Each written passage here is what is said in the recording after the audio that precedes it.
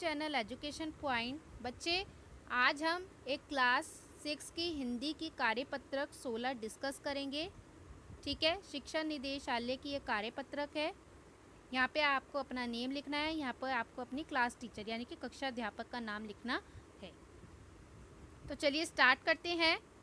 प्यारे बच्चों, आज हम लेखिका कृष्णा सोबती द्वारा लिखा पाठ 2 बचपन का अगला भाग पढ़ेंगे। ठीक है, और जानेंगे कि लेखिका को बचपन में चॉकलेट के अलावा और क्या क्या खाना पसंद था। अभी हमने पिछली वर्कशीट में पढ़ा था कि लेखिका को चॉकलेट खाना बहुत पसंद है, वो बहुत मज़े ले लेकर खाती थी। तो आज हम उसके बारे में थोड़ा और जानेंगे।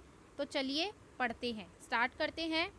शिमला के काफल भी बहुत याद आते हैं खट्टे मीठे, यानी कि लेखिका बचपन में और क्या क्या खाती थी, काफल भी खाती थी जो कि खट्टे मीठे होते थे स्वाद में। कुछ एकदम लाल और कुछ एकदम गुलाबी, कुछ लाल होते थे और कुछ गुलाबी रंग के होते थे। रस भरी कसमल सोच कर ही मुँह में पानी भर आए। तो रस भरी और कसमल भी जो लेखिका है उसको बहुत पसंद थे, इन सबको सोचते इसके मुंह में पानी आ जाता। चेस्टनट और एक गजब की चीज़, यानी कि वो चेस्टनट भी उसको बहुत ही पसंद थे। आग पर भुने जाते और फिर छिलके उतार कर मुँह में, यानी कि क्या होता था, चेस्टनट को पहले आग में भुना जाता था और छिलकर उसको खाया जाता था। चना जोर गरम और अनारदाने का चूरण, यानी कि वो चने गरम गरम चना भी खाती थी और अनारदाने का चूरण भी खाती थी। हाँ, चना जोर गरम की पुड़िया जो तब थी वह अब भी नज़र आती है। पुराने कागज़ों से बनाई हुई इस पुड़िया में निरा हाथ का कमाल है।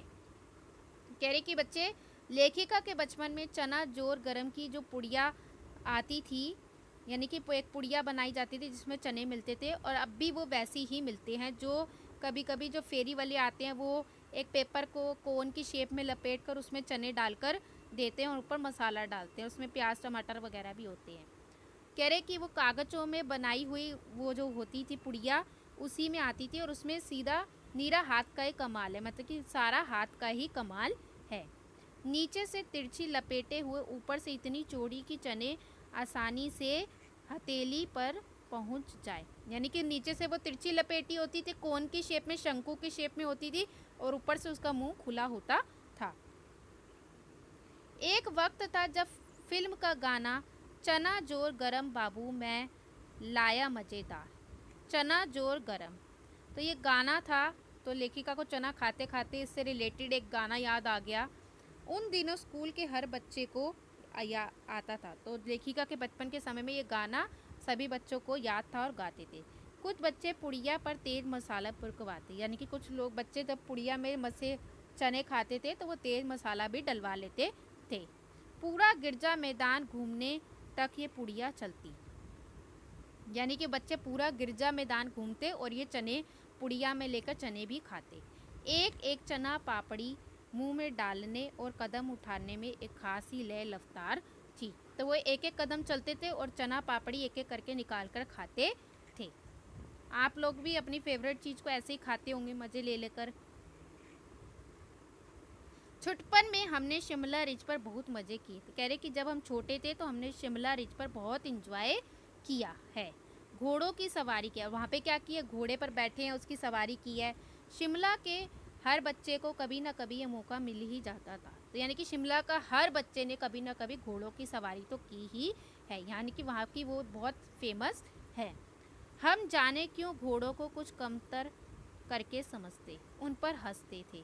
कह रहे कि हम ना जाने घोड़ों पर कुछ उनको हंसी आती थी, ऐसा पता नहीं क्यों।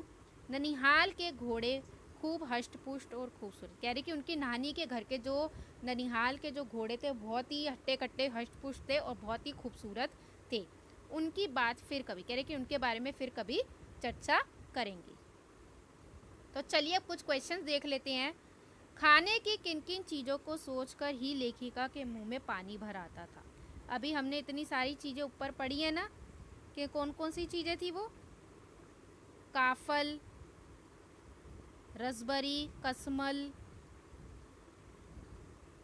तो इनको सब बारे में सोच कर ही लेखिका के मुंह में पानी भर आता। वैसे तो चेस्टनट वगैरह भी अनारदाने का चूरण, चने जोर गरम अनारदाने का चूरण, ये सब खाती थी। तो रसभरी, कसमल और काफल के बारे में सोचते ही लेखिका के मुंह में पानी आ जाता।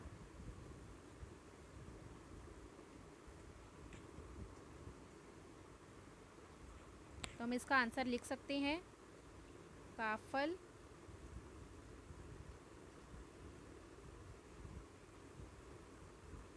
रसभरी और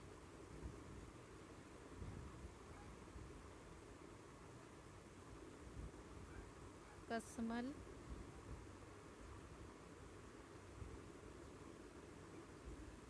के बारे में सोचते ही लेखिका के मुंह में पानी भर आता। तो जब हमें कोई चीज़ बहुत अच्छी लगती है तो उनके बारे में सोचते हमारे जी करने लगता है कि हम उनको खाए, तो हमारे मुंह में पानी आ जाता है। तो ऐसे ही लेखिका को भी जब वो इनके बारे में सोचती थी तो उसके मुंह में पानी आ जाता। इस पुड़िया में नीरा हाथ का कमाल है। यहाँ किस पुड़िया की बात हो रही थी? कौन सी पुड़िया की बात हो रही थी यहाँ पर?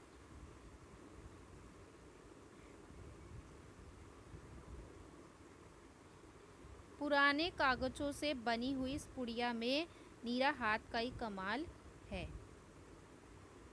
नीचे से तिरछी लपेटे हुए, ऊपर से इतनी चौड़ी कि चने आसानी से हथेली पर पहुंच जाते। यहाँ पे चने की पुड़िया की बात हो रही थी। यहाँ पर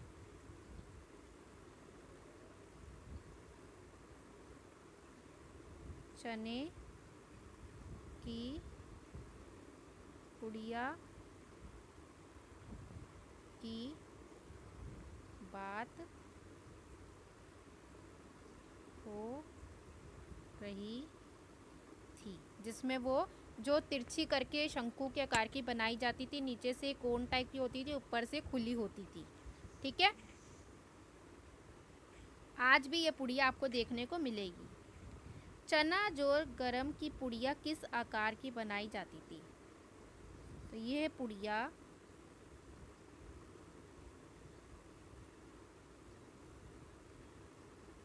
तिरछी या शंकु के आकार की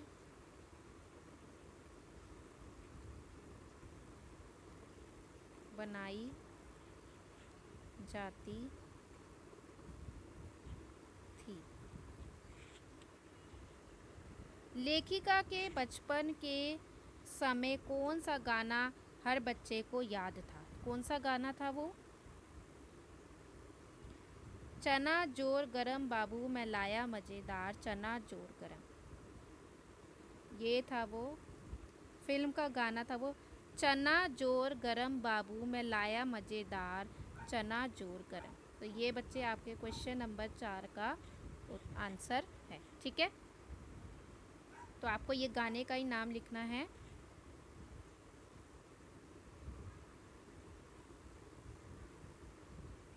ऐसे प्रश्न नंबर 5 है, शिमला के हर बच्चे को कभी ना कभी ये मौका मिल ही जाता था। यहाँ किस मौके की बात हो रही थी? तो यहाँ घोड़े की सवारी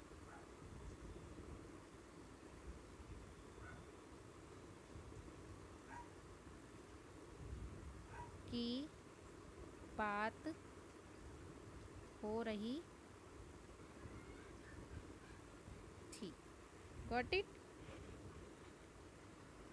ये प्रश्न नंबर 5 का आंसर है। लेखिका के ननिहाल के घोड़े कैसे थे? अभी हमने पढ़ा लेखिका के ननिहाल के घोड़े हष्टपुष्ट और खूबसूरत थे। तो उत्तर नंबर 6 हम यहाँ लिख लेते हैं।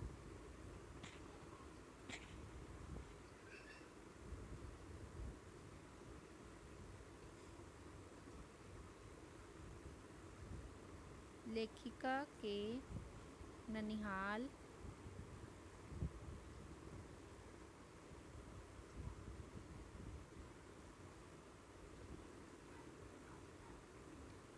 के घोड़े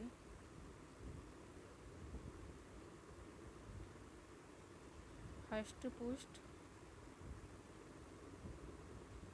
और